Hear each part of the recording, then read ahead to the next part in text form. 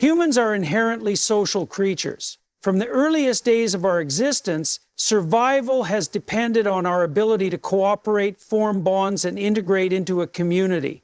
A person without meaningful social connections faces not just emotional struggles, but also deep psychological and even physiological consequences.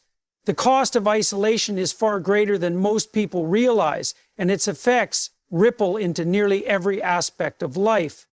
Loneliness is not merely a feeling, it is a signal, much like hunger or thirst. It tells you that something essential is missing.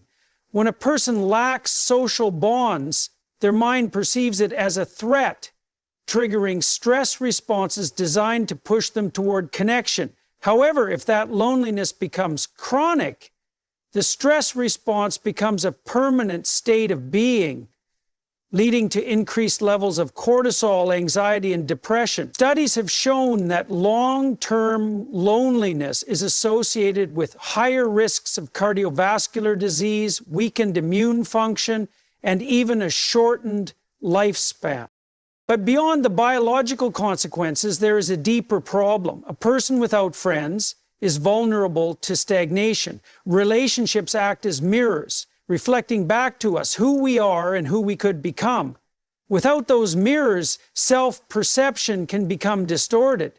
People who lack friendships often struggle with self-worth because they do not receive the reinforcement and validation that social interactions naturally provide. Even simple interactions, laughter shared over coffee, an encouraging word from a friend, help solidify our sense of identity and belonging. Without those experiences, the mind can start to turn against itself, generating thoughts of unworthiness and irrelevance. Moreover, a person with no friends lacks crucial feedback. We do not exist in a vacuum. Our behavior, thoughts, and emotions are constantly shaped by our environment. Friends challenge us, correct us, and keep us accountable. A life without friendship is often a life without correction, and that is dangerous. A person isolated from honest feedback risks falling into self-destructive habits, whether it be negative thought patterns, poor social skills, or self-pity. When there is no one to tell you you're being unreasonable, you're not seeing this clearly, or you can do better, then there is no external force compelling you to improve. There's also the simple truth that joy is meant to be shared. Achievements, no matter how grand, feel hollow when there is no one to celebrate them. Struggles, no matter how small, feel overwhelming when there is no one to lean on. Human beings need witnesses to their lives. This is why loneliness often breeds nihilism, because when no one acknowledges your existence, it becomes easy to believe that existence itself is meaningless. Another insidious effect of prolonged isolation is the tendency to withdraw further.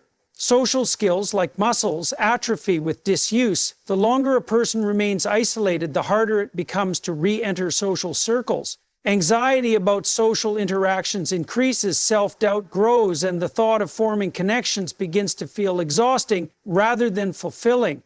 This creates a vicious cycle. Loneliness makes socializing harder, and the difficulty of socializing increases loneliness. And then there is resentment.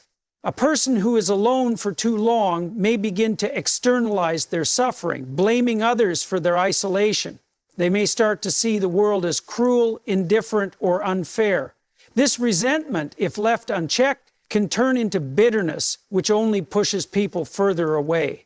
Relationships require openness, vulnerability, and a willingness to connect. But bitterness makes those things nearly impossible.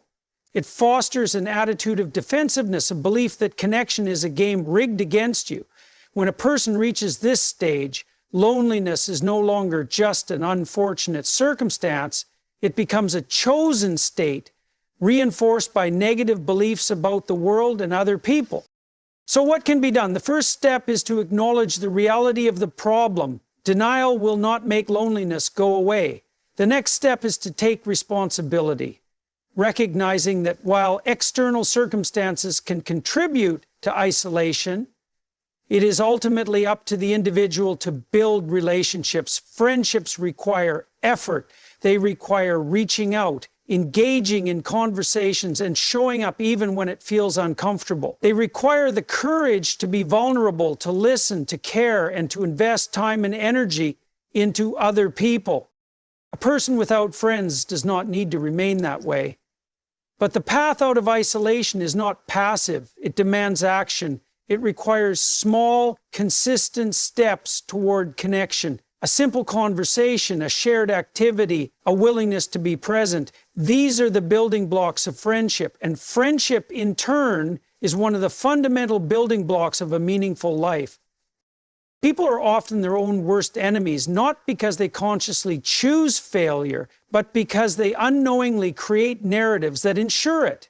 These narratives, built from past experiences, fears, and insecurities, shape how individuals perceive themselves and the world. When these stories are negative, they act as invisible chains, keeping a person trapped in cycles of isolation, failure, and self-doubt. A self-sabotaging narrative is a belief system that convinces a person they are unworthy, incapable, or doomed to fail. These beliefs are not always based on reality, but once internalized, they begin to shape reality. If a person tells themselves, "I am not good enough," they will act in ways that reinforce that belief. They will hesitate when opportunities arise, withdraw when connection is possible, and fail to assert themselves when it matters. Eventually, the world will respond in kind, reinforcing their belief through rejection, missed chances, and unfulfilled potential. These narratives often begin early in life. A child who grows up feeling ignored may start to believe they are unimportant. A teenager who experiences rejection from peers may internalize the idea that they are unlikable. A person who has failed in relationships or careers may conclude that they are destined to fail in all areas of life. The problem is that once these beliefs are formed, they are rarely questioned. Instead, they are carried forward, shaping future decisions and behaviors.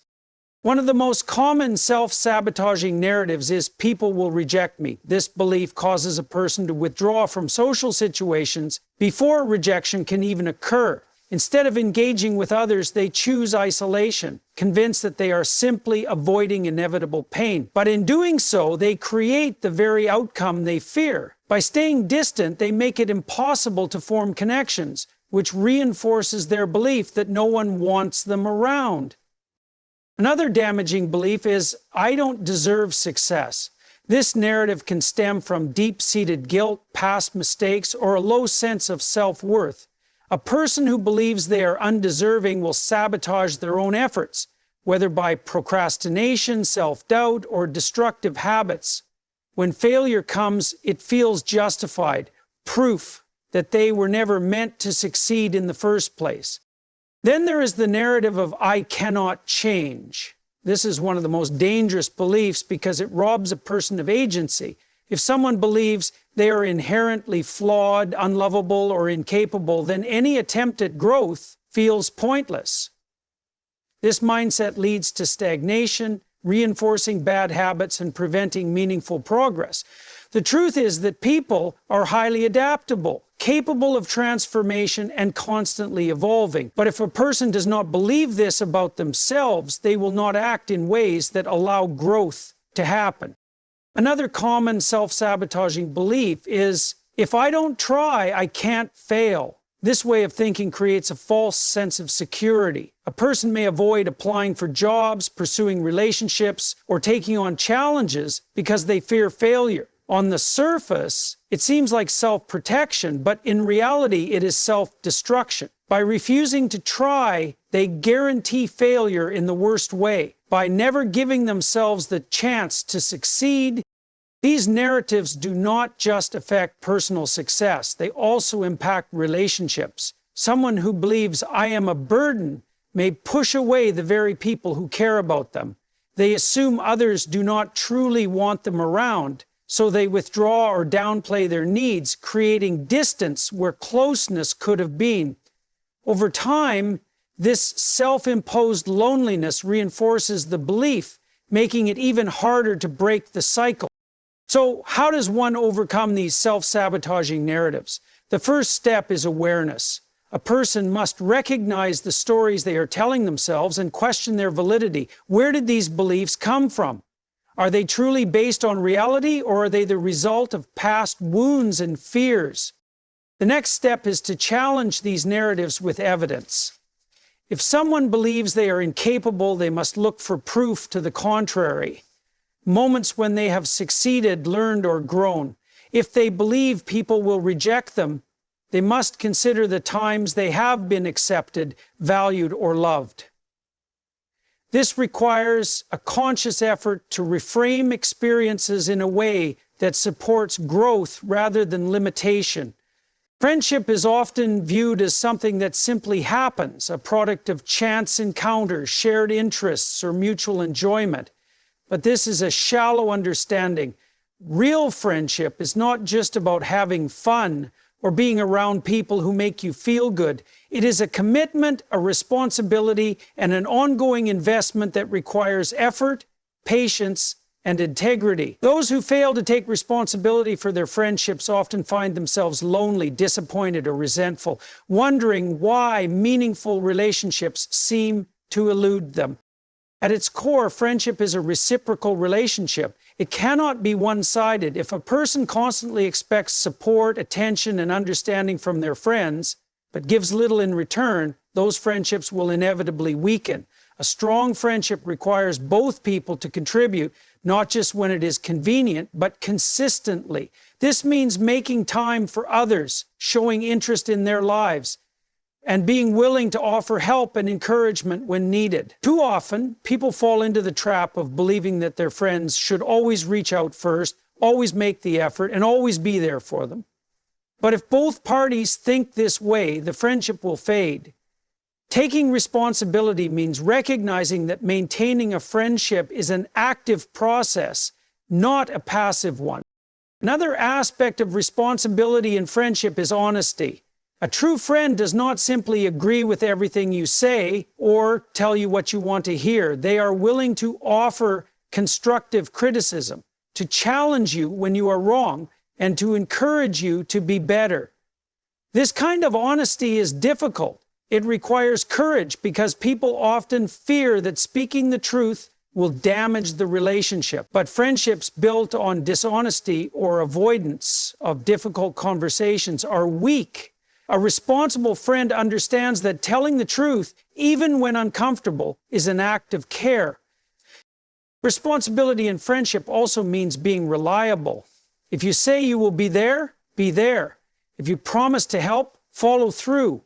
People often underestimate the damage caused by unreliability. When someone repeatedly cancels plans, ignores messages, or fails to be present during important moments, trust erodes.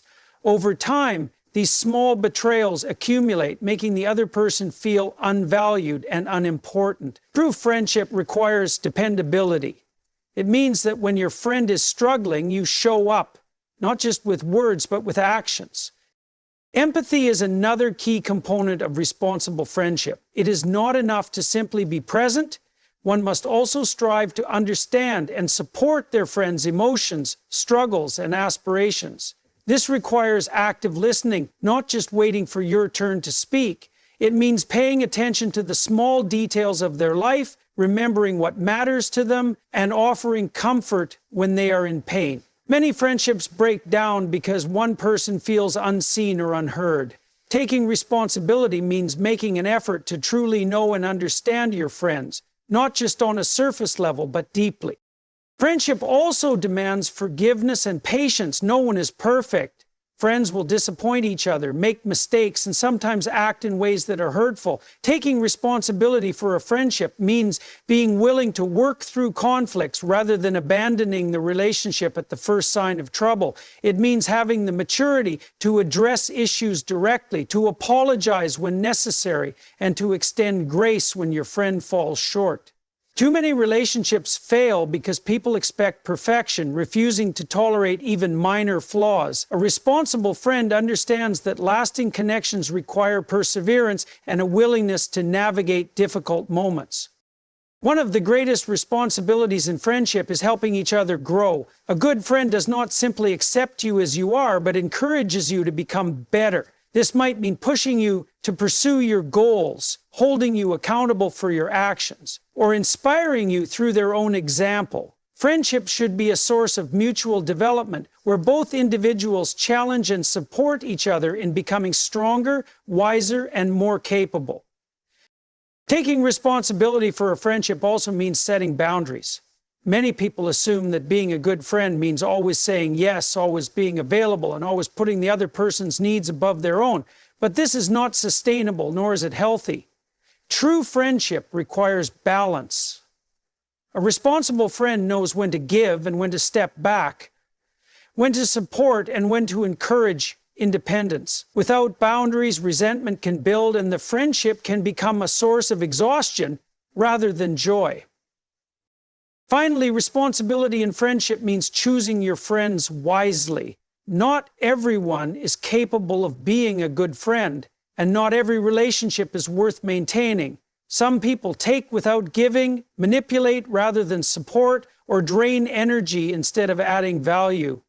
Being responsible in friendship means recognizing when a relationship is unhealthy and having the courage to walk away when necessary. A true friend adds to your life. They do not diminish it.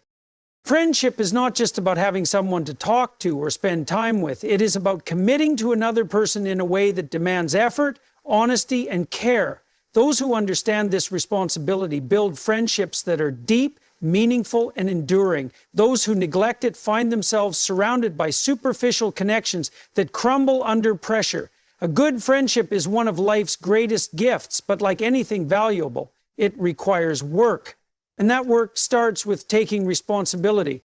Bitterness is a slow creeping poison that takes root in the mind and spreads throughout a person's life, affecting their relationships, ambitions, and overall sense of well-being. It does not appear suddenly. It grows from disappointment, betrayal, or prolonged suffering. When someone feels wronged by individuals, by society, or by life itself, bitterness can become a protective mechanism, a way to justify pain and shield oneself from further harm. But the reality is that bitterness does not protect. It isolates, corrodes, and ultimately destroys. At the heart of bitterness is a deep sense of injustice. A person who is bitter feels they have been unfairly treated, and often they are not entirely wrong. Life is unfair. People betray each other. Hard work does not always lead to success. Love is not always reciprocated. The bitter person recognizes these truths, but instead of processing them and moving forward, they hold on to them, allowing resentment to shape their worldview. They begin to see themselves as victims, and from that perspective, the world appears hostile, indifferent, and full of people who do not understand or appreciate them. Bitterness feeds on repetition. A person who is bitter does not simply experience disappointment once and move on. They replay their suffering in their minds over and over again, reinforcing their anger and solidifying their belief that they have been irreparably wronged. Instead of seeing their pain as something to overcome, they integrate it into their identity. They are no longer just a person who was hurt. They become a person who has been wronged by life itself. This transformation is dangerous because it shifts responsibility outward. If all suffering is caused by external forces, other people, bad luck, an unfair system, then the bitter person has no obligation to change. They are trapped, but they believe they are trapped by circumstances rather than by their own mindset. One of the most destructive effects of bitterness is the way it impacts relationships. No one enjoys being around a bitter person for long. Their conversations are laced with complaints, cynicism, and negativity. They struggle to be happy for others because another person's success feels like a reminder of their own perceived failures. Instead of celebrating joy, they diminish it, pointing out flaws or predicting future disappointments. This drives people away. Over time, the bitter person finds themselves increasingly isolated, which only deepens their resentment. They tell themselves that others have abandoned them, but in reality, they have pushed people away through their own negativity. Bitterness also distorts perception. When someone is consumed by resentment, they begin to see slights and betrayals where none exist. They assume the worst in people, interpreting neutral or even kind actions as insults or manipulations. A friend who cancels plans is seen as disrespectful rather than busy. A colleague's promotion is viewed as proof of favoritism rather than hard work. The bitter person collects evidence to support their worldview while ignoring anything that contradicts it. This creates a self-fulfilling prophecy because they expect the worst, they behave in ways that push others to act accordingly. A particularly tragic aspect of bitterness is that it often disguises itself as wisdom. Bitter people tell themselves that they are not resentful, just realistic. They believe they see the world as it truly is, that their negativity is simply an honest assessment of reality. They may even feel superior to those who remain hopeful, viewing optimism as naive or foolish.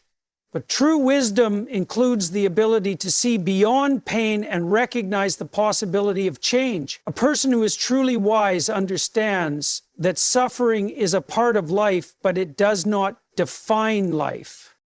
Escaping the shadow of bitterness is not easy, but it is possible. The first step is recognizing its presence.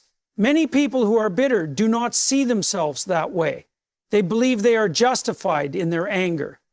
But no matter how valid their pain, carrying it forever will only lead to more suffering. Letting go does not mean pretending the hurt never happened. It means choosing not to let that hurt dictate the future. Forgiveness is a powerful antidote to bitterness, though it is often misunderstood. Forgiveness is not about excusing wrongdoing or pretending that pain does not matter. It is about releasing oneself from the burden of carrying that pain every day. It is about saying, "This hurt me, but I will not let it define me." This does not mean reconciliation with those who caused the harm. It simply means no longer allowing past wounds to control one's life. Taking responsibility is another critical step. Bitterness thrives when a person believes they have no control over their circumstances. But even in the face of injustice, there are always choices to be made. A person can choose to seek new opportunities, build new relationships, and change their perspective. It is difficult, but it is necessary. Responsibility is the opposite of bitterness. Where bitterness says, "Life has wronged me," responsibility says, "I will shape my own life." Gratitude is another way to counteract bitterness. A bitter person focuses on what has been lost, taken, or denied. Gratitude shifts the focus to what remains, what has been gained, and what is still possible. It does not erase past pain, but it prevents pain from becoming the only defining aspect of a person's story. Human beings are wired for connection. From the moment we are born, we seek out relationships, first for survival and later for meaning, companionship, and love. A life without deep connections is a life lived in isolation, and isolation leads to suffering. Yet, in a world that is more connected than ever through technology, many people still feel profoundly alone. The path to real connection is not as simple as being around others. It requires effort, vulnerability, and a willingness to engage in meaningful ways. One of the first barriers to connection is fear. Many people long for deep relationships but are held back by the fear of rejection, judgment, or failure. They hesitate to reach out, assuming that others will not be interested, that they will say something wrong, or that they will embarrass themselves. This fear creates a self-imposed distance between them and the relationships they crave. Instead of taking small social risks, starting a conversation, extending an invitation, showing genuine interest in someone's life, they remain guarded, waiting for others to make the first move. But connection does not happen passively. It must be actively pursued. Vulnerability is at the heart of true connection. Many people put up emotional walls to protect themselves from being hurt. They keep conversations shallow, avoid discussing personal struggles, and maintain a carefully curated image of themselves. But real connection does not come from presenting a perfect version of oneself. It comes from authenticity. When a person is willing to share their true thoughts, emotions, and experiences, they give others permission to do the same. This creates a space for mutual understanding, trust, and closeness. It is easy to admire someone's strengths, but it is in their struggles, fears, and imperfections that true intimacy is formed. Another critical aspect of connection is deep listening. Many people engage in conversations without truly listening. They wait for their turn to speak, thinking about what they will say next, rather than focusing on what the other person is expressing. This creates a surface-level interaction rather than a meaningful exchange. True connection requires presence. It means listening not just to respond, but to understand. It involves paying attention to body language, tone of voice, and emotions behind the words. People feel most connected when they feel truly seen and heard. Shared experiences also play a vital role in building connection. People often bond through activities, challenges, and common interests. This is why friendships often form in workplaces, schools, sports teams, or creative communities. When individuals work toward a shared goal or experience something meaningful together, it deepens their connection. Investing time in activities that involve collaboration and mutual effort is one of the most natural ways to build lasting relationships. A significant obstacle to connection is self-centeredness. While everyone has personal struggles and desires, relationships cannot be one-sided. A person who only talks about themselves, who only reaches out when they need something, or who never considers the needs of others will find it difficult to maintain meaningful relationships. Connection is a two-way street. It requires giving as much as receiving, offering support, celebrating others' successes, and being present in times of difficulty. True connection grows from mutual investment, where both parties are willing to contribute to the relationship. Forgiveness is another essential element of connection. No relationship is without conflict, and misunderstandings and disappointments are inevitable. People make mistakes. They say the wrong things, forget important dates, or act selfishly at times. Holding on to resentment and refusing to forgive creates emotional distance. Forgiveness does not mean ignoring harmful behavior or allowing mistreatment. Rather, it is the willingness to let go of past hurts and move forward. Without forgiveness, relationships become fragile, constantly at risk of breaking over minor offenses. Gratitude strengthens connection as well. It is easy to take relationships for granted, assuming that friends, family, or partners will always be there. But when appreciation is not expressed, connections weaken. A simple act of gratitude, thanking someone for their time, acknowledging their efforts, or recognizing their impact, reinforces the bond between people. It reminds them that they are valued and deepens the emotional connection between them. In a time when digital interactions often replace face-to-face communication, intentional effort is required to build real relationships. While technology can help maintain connections, it cannot replace genuine human presence, eye contact, a shared laugh, a meaningful conversation. These are irreplaceable. Spending time with others, engaging in real-world activities, and prioritizing meaningful conversations over distractions are essential steps toward deeper connection. Connection is not built overnight. It is the result of consistent effort, trust, and shared experiences. It requires breaking through the fear of rejection, embracing vulnerability, and making space for others in a genuine way. While the path to connection is not always easy, it is always worth it. A life filled with deep, meaningful relationships is richer, more fulfilling, and ultimately more human. Friendship is often seen as a source of joy, comfort, and companionship, but it is much more than that. True friendship carries a moral obligation, an unspoken duty to support, uplift, and guide those we care about.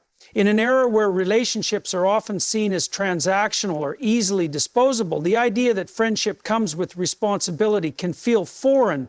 However, genuine friendship is not merely a convenience, it is a commitment that demands integrity, effort, and moral character.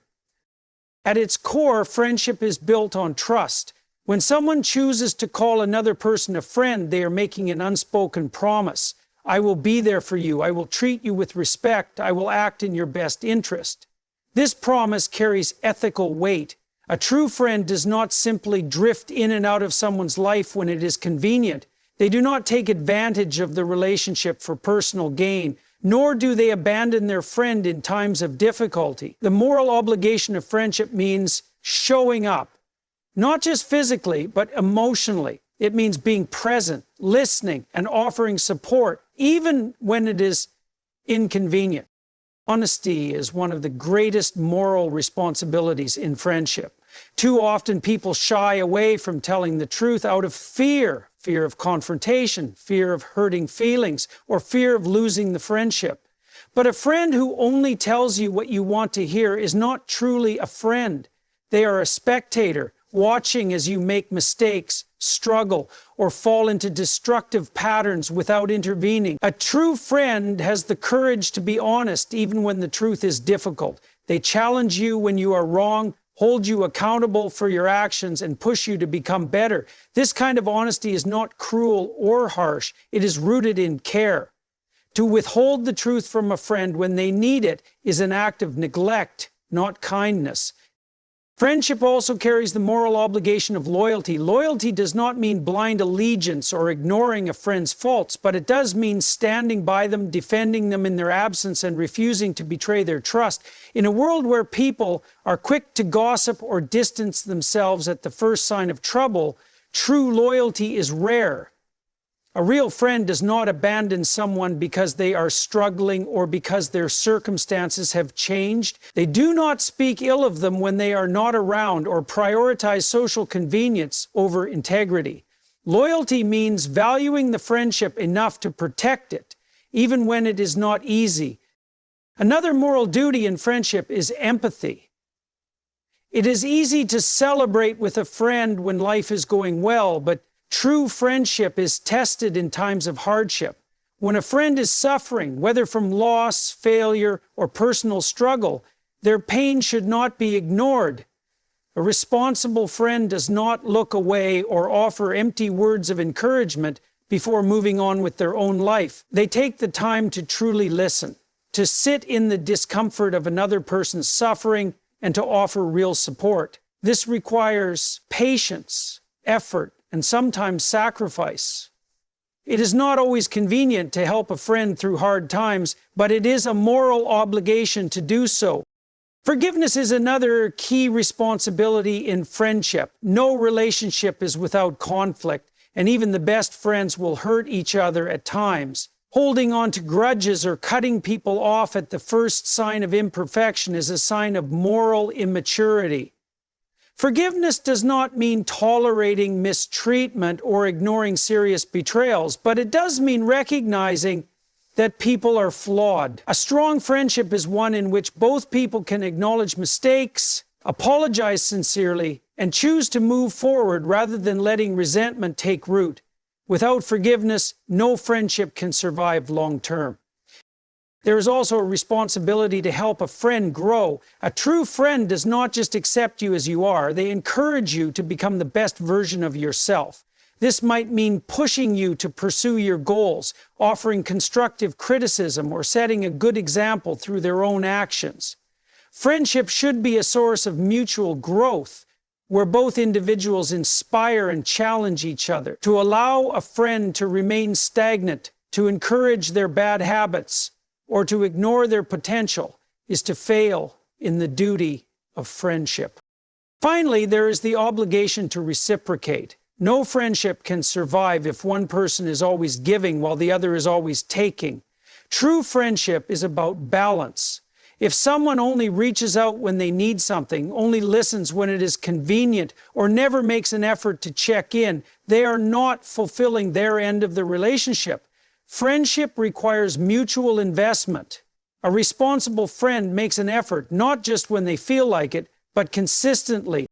In a world where relationships are often treated as disposable, understanding the moral obligation of friendship is more important than ever. It is easy to call someone a friend, but to truly be one requires effort, honesty, loyalty, empathy, forgiveness, and commitment. A strong friendship is not just a source of happiness. It is a responsibility that shapes both people for the better. Those who take this responsibility seriously will find that their friendships are not only deeper and more fulfilling, but also a reflection of their own moral character.